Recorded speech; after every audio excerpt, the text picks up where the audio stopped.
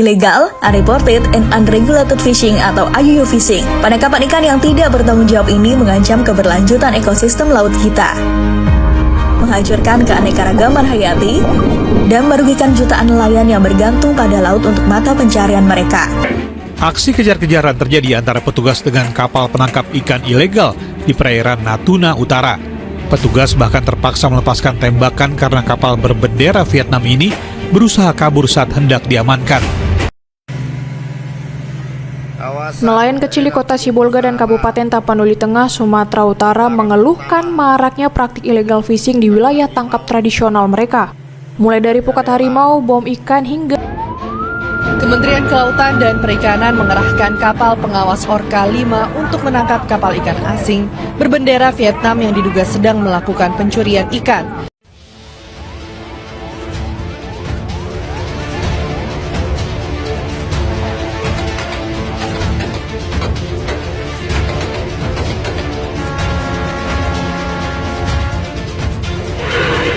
Halo semuanya, perkenalkan nama saya Ririn Kristiani. Saya dari Prodi Sosial Ekonomi Perikanan. Di sini saya akan memaparkan berita tentang isu-isu perikanan yang terjadi di Indonesia, yaitu illegal fishing. Berita ini saya dapat dari SIN. Dari dua berita tersebut, terlihat bahwa aktivitas illegal fishing oleh kapal-kapal asal Filipina merupakan masalah yang terus berulang di wilayah perairan Indonesia. Pada tahun 2023, KKP menangkap sebuah kapal asing berukuran kecil di Laut Sulawesi, tepatnya di wilayah WPP NRI 716 yang berbatasan langsung dengan Filipina. Kapal tersebut memasuki zona ekonomi eksklusif Indonesia tanpa izin dan melakukan penangkapan ikan menggunakan alat tangkap sederhana.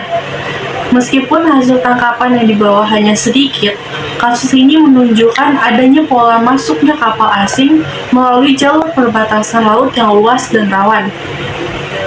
2 tahun kemudian, pada 2025, KKP kembali menangkap 2 kapal Filipina di wilayah lain, yaitu WPP NRI 717 di Samudra Pasifik Utara Papua.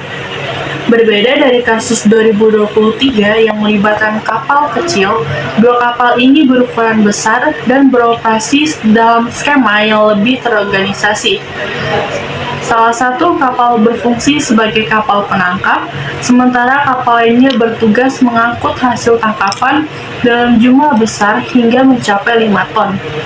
Modus yang digunakan juga lebih kompleks, seperti perpindahan ikan antar kapal yang membuat mereka cepat keluar masuk perairan Indonesia untuk menghindari patroli.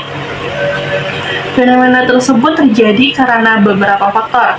Yang pertama, wilayah laut Indonesia sangat luas, sehingga pengawasan tidak bisa dilakukan secara serentak di semua titik.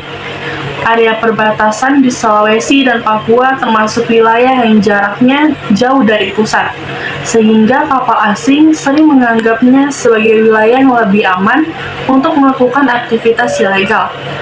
Yang kedua, perbedaan kondisi ekonomi dan persaingan penangkapan ikan membuat sebagian nelayan atau operator kapal asing terdorong mengambil risiko tinggi. Stok ikan di beberapa wilayah Filipina menurun, sementara perairan Indonesia masih kaya akan ikan pelagis seperti tuna, tongkol, dan cakalang, sehingga menjadi target yang sangat menarik. Dari kasus ini nampak jelas bahwa praktik illegal fishing bukan hanya pelanggaran sederhana, tetapi ancaman serius terhadap sumber daya kelautan Indonesia. Kapal-kapal asing tersebut memanfaatkan luasnya wilayah perbatasan laut dan dinamika pengawasan yang tidak selalu optimal. Selain merugikan negara secara ekonomi, tindakan ini juga berpotensi merusak keberlanjutan ekosistem dan mengganggu kesejahteraan nelayan lokal yang sangat bergantung pada sumber daya ikan. Sekian dari saya, terima kasih.